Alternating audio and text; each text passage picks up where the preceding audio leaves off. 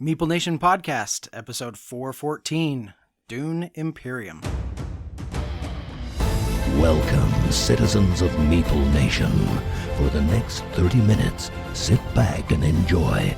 Meeple Nation Podcast is sponsored by GameToppersLLC.com. Go to their website, check out their amazing products. Doug, have you ordered yours yet? Almost, but I do have those amazing neoprene mats on my table at home. Love those. 3 millimeters thick, stitched edge. Wouldn't play on anything else. Yeah, those mats are amazing. I'm still waiting. And you haven't gotten yours yet, have you? Nope. Yes, I do, and they are awesome. It's so nice to have two toppers in my house. I love having the two Watsons here. I wish we didn't bury one with recording equipment all the time, but seems to be the case more often than not. But we can unbury it if we need to be able to play two games at the same time, which is awesome. We love Game Toppers. Go to their website. You can find a topper for any table, be it an end table, an ottoman. You can put a topper on that and have a great game night.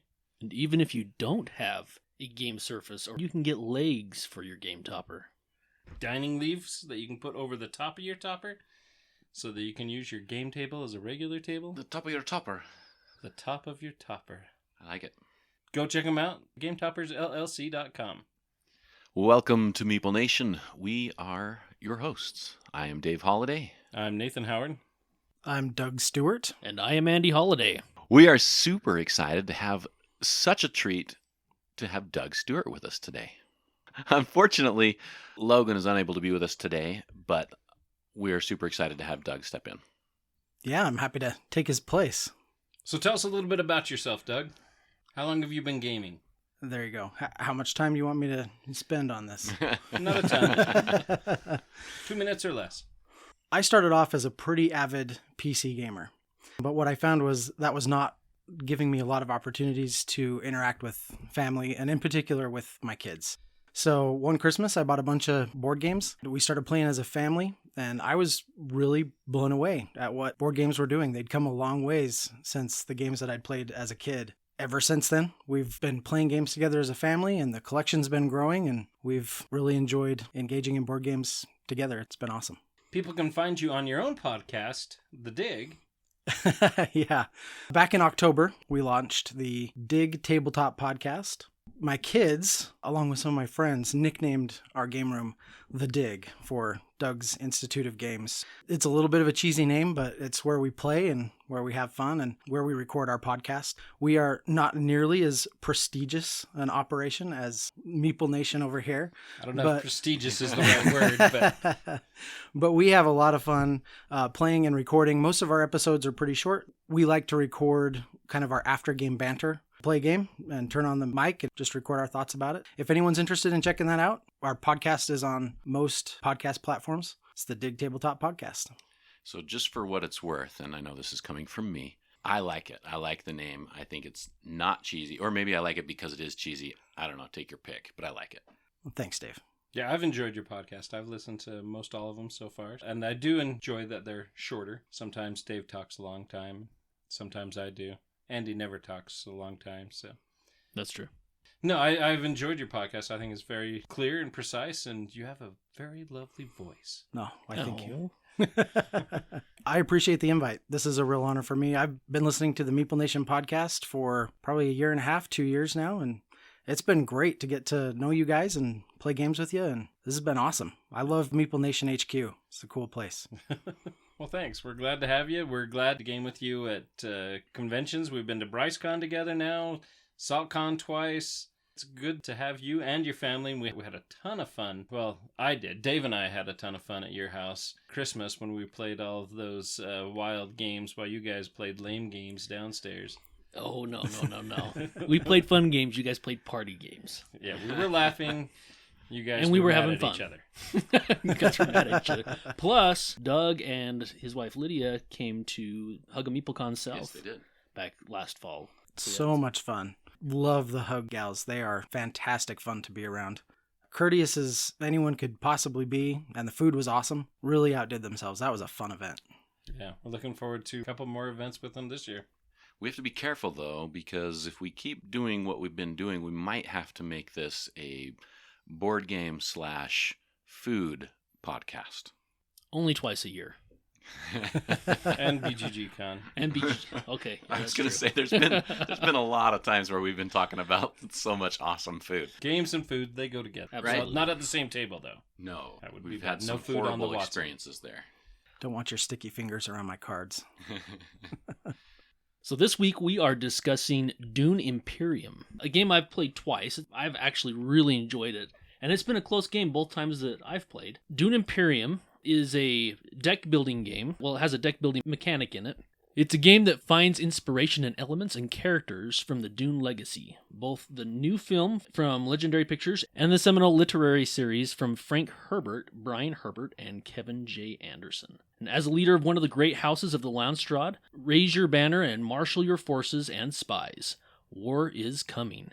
And at the center of the conflict is Arrakis, Dune, the desert planet. As far as gameplay goes, this is one of the games that I saw when they first announced it, and I was looking at it, and I've said this in the past that I'm notorious for judging a game by its cover or by the way the board looks, and I did not think I was going to like it. It just seemed too, I don't know, plain Jane. I don't know.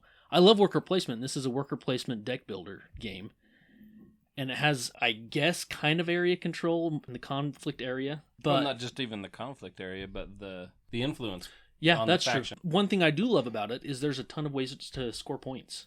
I love that there's multiple paths to victory. And for example, we played this today before we recorded, and it was interesting to see the different strategies the four of us took, because we all kind of went different ways. I know, Nathan, you went really heavy on military and getting points and winning those wars, Winning the conflict. winning the conflicts, and you got a lot of points from that. Dave went very heavy on intrigue cards. I didn't get a single intrigue card the entire game. I love that aspect of it, that you can just do so many different things in the game and still have the game be really close. It's interesting because I didn't really feel like I went heavy on intrigue cards at all. It was really just the last 2 rounds that I started getting those. I was trying to go heavy on focusing on the Bene Gesserit cards that you can build your deck with. When you play them with other Bene Gesserit cards, they have extra abilities. That's what I was focusing on the whole game. It wasn't really until the end that I got lucky with a couple of draws with intrigue cards that made me go, I need to get a couple more of those.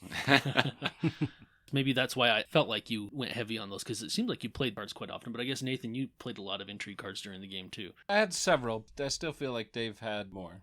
Yeah. It's something that Dave's notorious for, is draw a bunch of cards to build his machine, which he does very effectively in a lot of the games that he plays. This last game that we played was exciting, fun, and aggravating.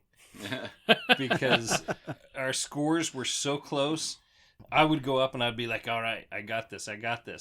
And then I would get pulled back down. Doug would go up, and Doug had ended the game, and then I pulled him back down, and then we were all tied at 9 points each. The game ends when somebody crosses that 10-point threshold. Finally, we finished the game with Andy, you had 9 points. Doug and myself had 10 points. And then Dave snuck ahead because he had those intrigue cards. I was able to give him those extra 2 points to break that tie, which was great. I loved that the game was so close and the game was tight. That whole seesaw effect of the score going back and forth and thinking, I got this. Everybody else thinking the same thing. And when Doug got to the 10 points first, I was like, oh man, he's got this. And then I pulled him down, and Andy's like, boom, boom, right up there. And it was a great till Dave won. It seemed more that way towards the end of the game. Oh yeah, I was getting smoked for most of the game. And you came back and won. Once again, you were focusing more on getting that deck built up. One thing I really liked about this game is the fact that there's asymmetrical powers. So you each play a different house, a different faction, or I guess it's a different house. Each house has asymmetrical power that you gain to have the benefit of throughout the game. I used mine all the time in that last game. A great ability, it was whenever I used an action that cost money, I got to draw a card. One of the actions on the board, you can spend 2 coins and you gain basically an extra worker. It's you gain the Mentat, Meeple, and you can place that as if you had another agent. I took that action all the time because it not only gave you the Mentat, but it let you draw a card. So I would pay 2 coins, gain the Mentat, and draw 2 cards. It was great. The game is set up, so we called it a deck builder and a worker placement. So it is a deck builder where you're playing cards. You have the ability to buy cards from the market, add it to your deck, to hone your deck, to focus your deck. But then we also had 2 agents on your turn that you're going to take an action with those 2 agents. And then you have the ability to buy a 3rd agent. And then, like you said, if you pay for that Mentat, then you're able to either a third or a fourth one, depending on if you've purchased your third agent, which is huge because it gives you that opportunity to take 4 actions during the round, whereas if you haven't purchased that extra agent or acquired the mentat for that round, then you only have 2 actions. And I do like how those cards that you spend, because you have to spend cards to place your worker, those cards have icons on them that will allow you to play it in certain locations or to move it up the influence track of each of the 4 houses. Being able to manage that was, I felt anyways, that it was done very well. You can see a lot of the influence from the books. I almost want to say more so from the movies than the books. But there's some very nice things that I liked. Something more that you get out of the books than you do of the movies. The Spacing Guild. I did like that they used the different houses. So the Bene Gesserit, the Spacing Guild, the Fremen, and the Emperor. All these roles are huge in the book. You don't necessarily quite get that feel from the movie. I really liked a lot of those influences that were in the game. In this game, they use a lot of likeness from the movie. The artwork in particular. You mentioned the faction tracks on the side of the board. Each of those faction tracks has 2 different actions, not just tracks. They're actually part of the board that you can play actions on. You can place your workers on. I thought they did a great job making those actions appropriate for the faction that they belonged to. It felt very thematic. It did, indeed. For the Fremen, you're getting warriors in one of the action spaces that you can put directly on Arrakis. The Bene Gesserit, that's one of the ways you can gain intrigue cards. If you are going up with the Spacing Guild, you can gain a folding space card, which lets you have every single icon on that card, so you can go anywhere on the board when you play that. Each of the areas will have a specific icon on them, and you have to play a card that matches that icon in order to use that action. So if I want to go to actions on Arrakis that have the triangle, and I don't have a triangle card, then I can't take any of those actions with my agent. Pick something else that I actually have a card for, or find a way to draw more cards, so I can potentially get the appropriate card, the one I want, in my hand. Yeah, I really like the design space that sort of creates, the decisions that you have to make with that. The game kind of frequently requires you to sort of pivot. You've got a plan, you've got the ideal spaces you want to go to, but if those cards don't line up, you've got to have a plan B, you've got to have a plan C. I really like that decision-making space that the game provides. They do a very good job with that, where exactly like you mentioned, you have places that you want to go, but if you don't have the cards that will allow you to go there, like in this last game, I had planned on going someplace, but I had previously spent my water. Water is a scarce resource on Arrakis, and so I forgot I had spent my water, and so I was like, all right, I got this. Andy was like, oh, you don't have any water? I was like, dope. And it didn't matter, you still won the conflict. I still won the conflict, but we still all lost to Dave. So. That is Those true. intrigue cards. Going back to that decision-making that you're talking about, you're also balancing not just like, okay, I want to go to the triangle location and I can use this triangle card to get there, but each of the cards will have a little, at the very bottom, there are some resources or something that you can get if you don't use that card at all. After placing your agents, and it gets around to your turn again, you're going to do a reveal action where you basically reveal the rest of your cards that you didn't play. Down at the bottom, you're going to collect all those resources, whether it's purchasing power to purchase cards from the card row, or swords that will help you in the conflict, or sometimes it's spice. There's a few resources there, so you're also balancing it against that. Not just, oh, I want to go here, do I have that triangle? Well, yeah, I've got that triangle, but, God, if I keep this in my hand, then I can get 2 to help me purchase something and 2 spice at the same time. That can be a huge part of it as well. And I like that those cards, there's several different uses essentially on those cards, and it really adds something cool to the game. Yeah. It goes back to what Doug was saying, where you have that decision-making opportunity. It's, do I save this card for purchasing, or if there's an action on it? I had a card that I loved the action on it and used it quite a bit to be able to win those conflicts, but I sacrificed playing that card for some of the locations that I wanted to go. It had the Pentagon on it, so I could gain more resources, try to go for the Mentat, or give me the chance to gain more warriors. But the fact that this card would allow me to pull troops from my garrison to the conflict paid dividends for me, which kept me in the game for the most part.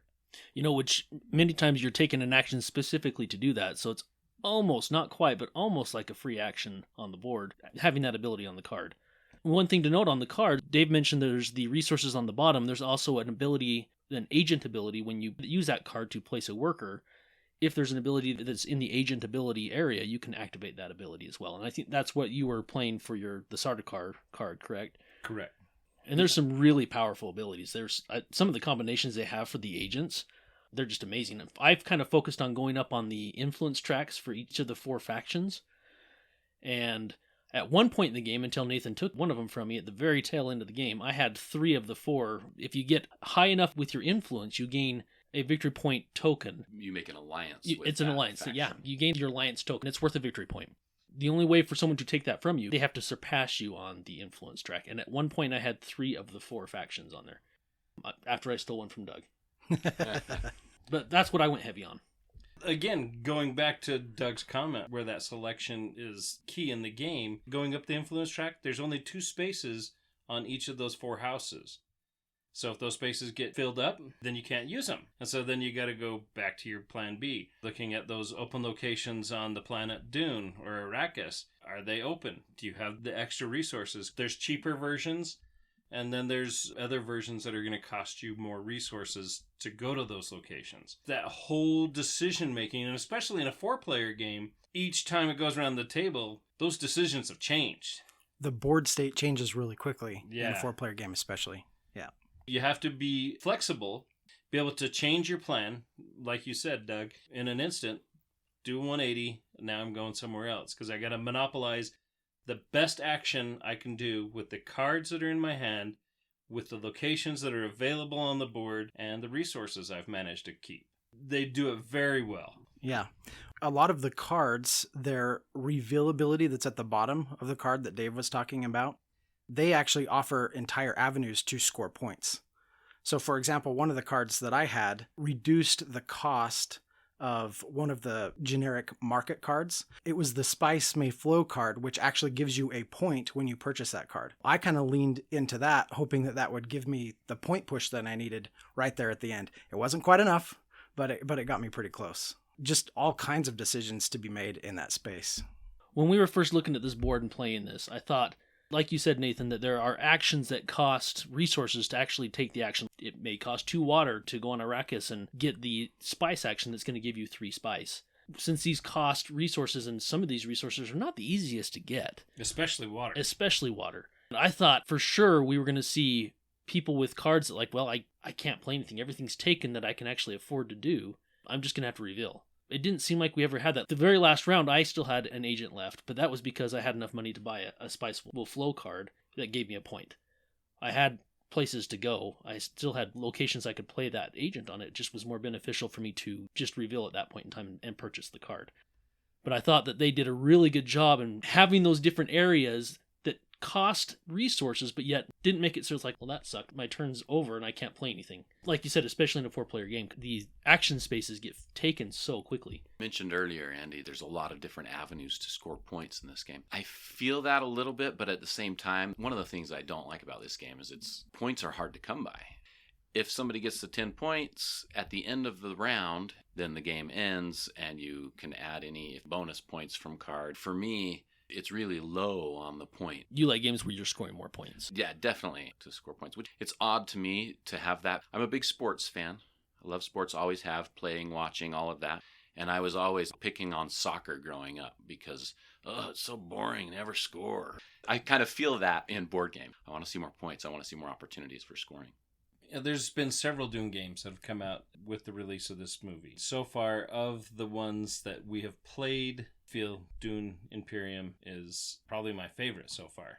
We haven't played Dune House of Secrets, which I picked up by chance, and I was worried that it was going to be similar to Game of Thrones Oathbreaker, that hidden role, werewolf feel. So far from what I've, doesn't appear to be that, which puts it up a few notches for me. I mean, I love hidden role games, but when you're just doing the same thing with a different theme, it kind of wears thin. As many games that we play, having that uniqueness in a game, I find very beneficial. But I feel like Dune Imperium was good. I enjoyed it. A lot of people compare it to The Lost Ruins of Arnak.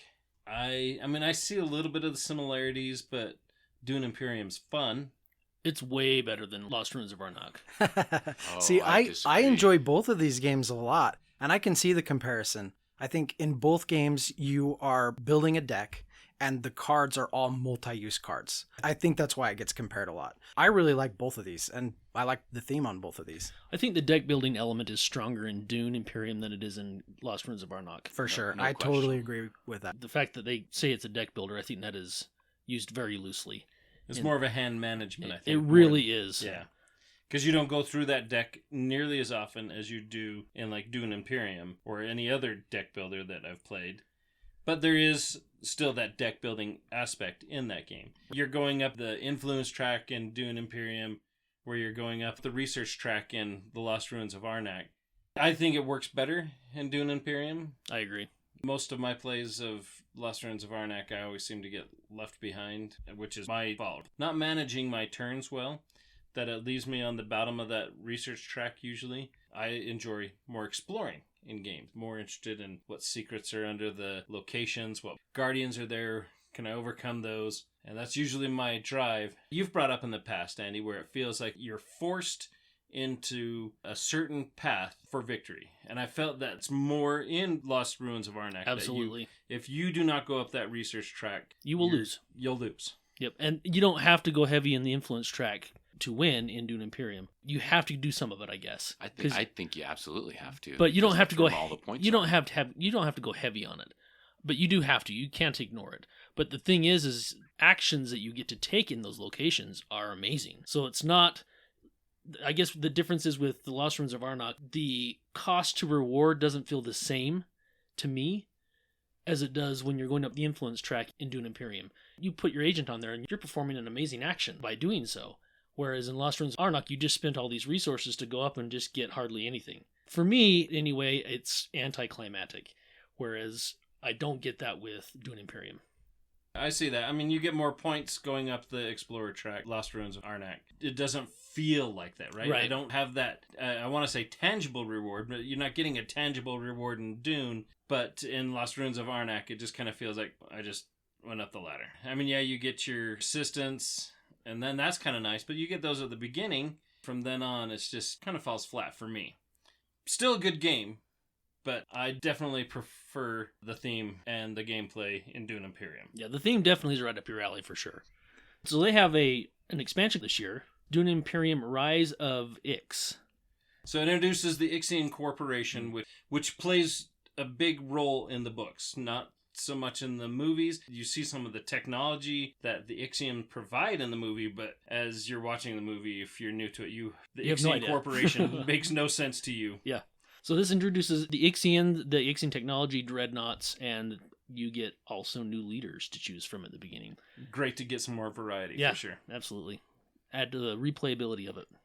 Yeah, I'm really looking forward to that. I'll put kind of a plug in for the upgraded components pack that recently released. I really enjoyed playing with that. They did a really great job with the components in that. My copy is that box. It actually comes with an entire storage solution and a place to put everything. Makes it so that you can set everything out on the table really quick, and then it upgrades all the cubes into actual minis. And on the influence track, those little tokens you get are actually minis that you can take and have in front of you. So they've done a really good job with this game.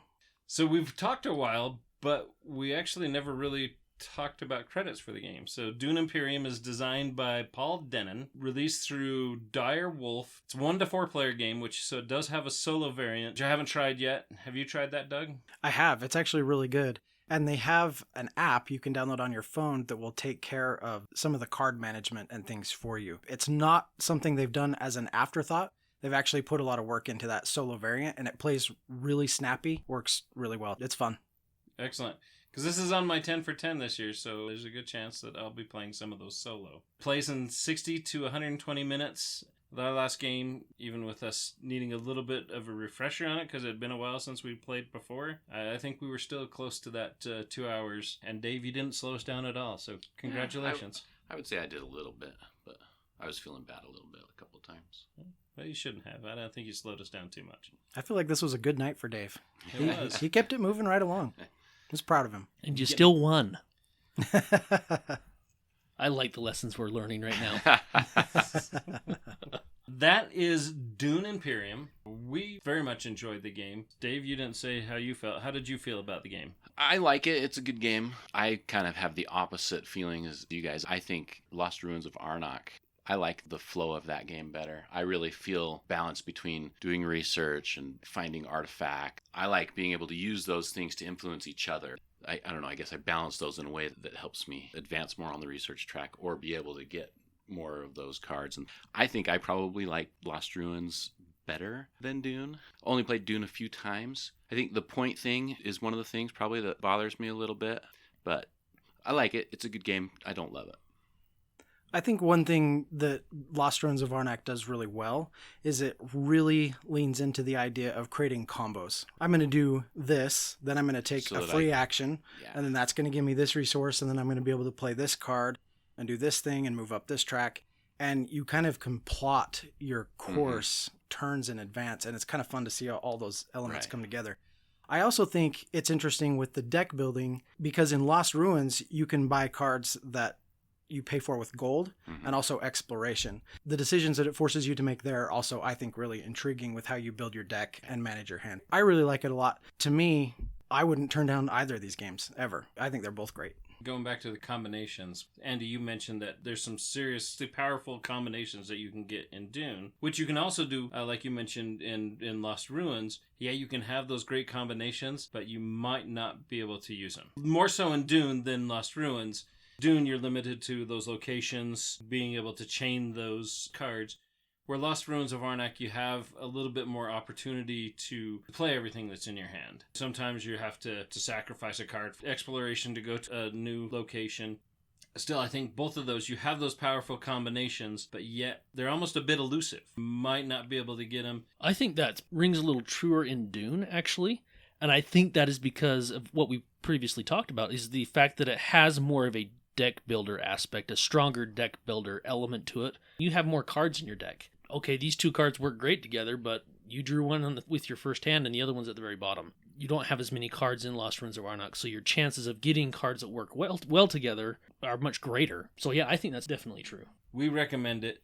Check it out. Let us know what your feelings are of Dune Imperium. If you've played with Rise of Ix, let us know how you feel that amplifies or takes away from the game. Until next time.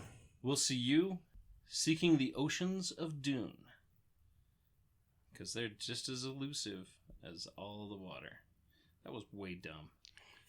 I was really wondering what you were doing with that. Yeah, because it goes more back. I mean, they talk about it a lot more in the books than they do in the movie. But who has time for that? This shows how smart you are. That's all. I guess so, maybe. The movie's always better.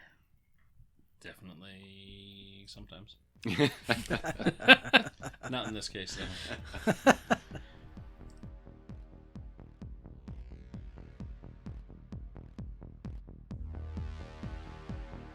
As always, we want to thank you for listening. Check out our website. We have all sorts of cool things there. Love those blogs. Get a deeper look into the writing side of Meeple Nation. Join our Facebook group, Meeple Nation Off Air. I look forward to seeing you there. Follow us on Twitter, @Meeple Nation. We also have Instagram. Under the same name. We also want to thank our sponsor, GameToppersLLC.com. We love their product, and they have so much goodness out there. And we also want to thank Braiding Detergent for our music.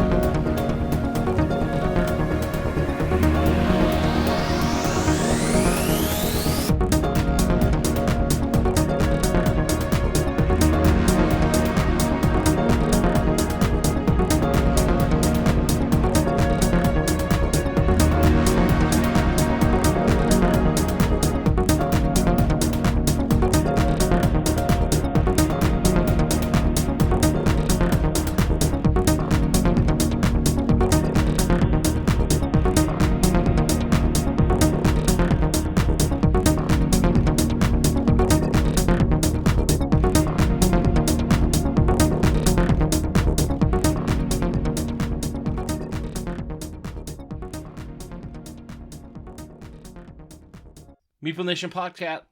Goodness. What is that laugh? I don't know.